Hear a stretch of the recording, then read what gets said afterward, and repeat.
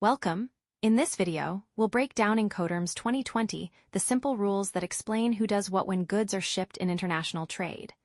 Think of them as a guide that shows buyers and sellers how to split costs, handle risks, and make delivery clear. If you're new to importing or exporting, these rules will help you understand the basics and avoid confusion in global business. Incoterms rules set clear responsibilities for buyers and sellers in global trade, defining who bears costs and risks in delivering goods. Updated regularly, the latest Incoterms registered trademark 2020 reflect modern practices with 11 trade terms, effective from the 1st of January 2020, and continue to guide contracts worldwide. Incoterms 2020 are divided into two groups: 7 terms that apply to any mode of transport, such as air, road, rail, or sea, and 4 terms that are specific to sea and inland waterway transport. This structure makes it easier for buyers and sellers to choose the right rule depending on how their goods are shipped. Step 1. Choose your transport mode.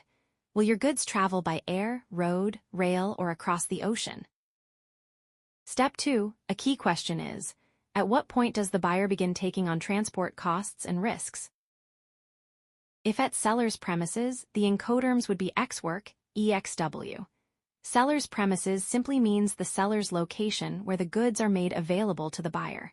This could be the seller's factory, the seller's warehouse, the seller's workshop, or any other place under the seller's control where the goods are ready for pickup. If the seller delivers the goods to a carrier chosen by the buyer at a named place, this could be the seller's warehouse, a terminal, or another agreed location.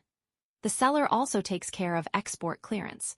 Once the goods are handed over to the carrier, the risk shifts to the buyer. From that point, the buyer arranges and pays for the main transport, insurance, and import clearance. The Incoterms would be free carrier, FCA.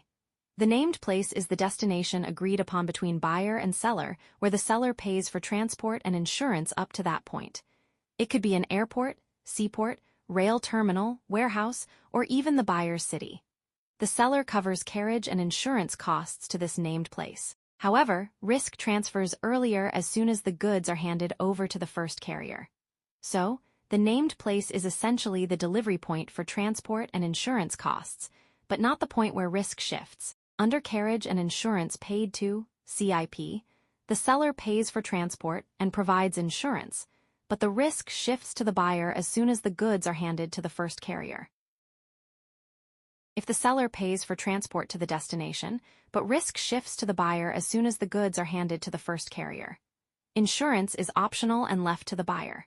Then the Incoterms is CPT, carriage paid to. DPU, delivered at place unloaded, replaces DAT. Under DPU, the seller delivers and unloads at the destination, leaving the buyer to handle import clearance. With DAP, delivered at place, the seller delivers right to the destination, but the buyer takes over once the goods are ready to be unloaded and cleared through customs. DDP, delivered duty paid, places the maximum responsibility on the seller. They pay for everything, including duties and taxes, until the goods arrive ready for unloading.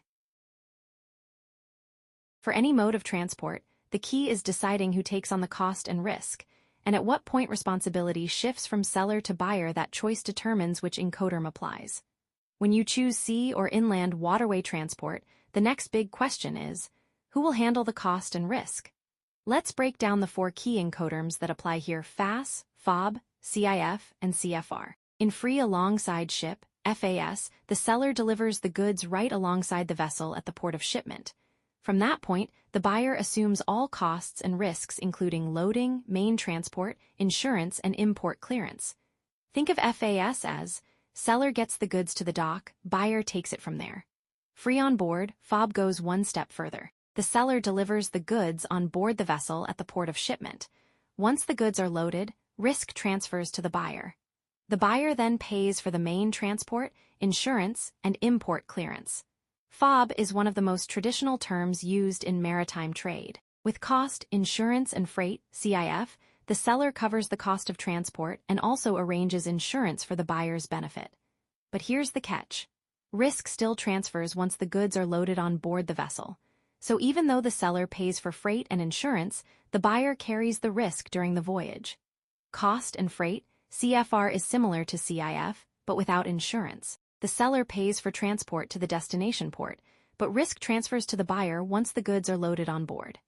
The buyer decides whether to arrange insurance or not.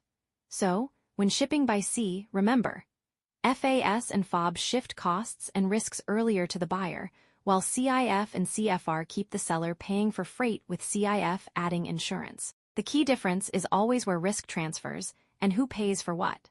And that's the big picture of Incoterms 2020 from EXW all the way to DDP.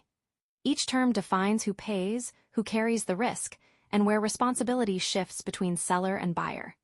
Choosing the right Incoterm makes international trade smoother, clearer, and avoids costly surprises. If this video helped you understand Incoterms better, don't forget to hit the like button, share it with your colleagues, and subscribe for more trade and logistics insights. Thanks for watching, and see you in the next video.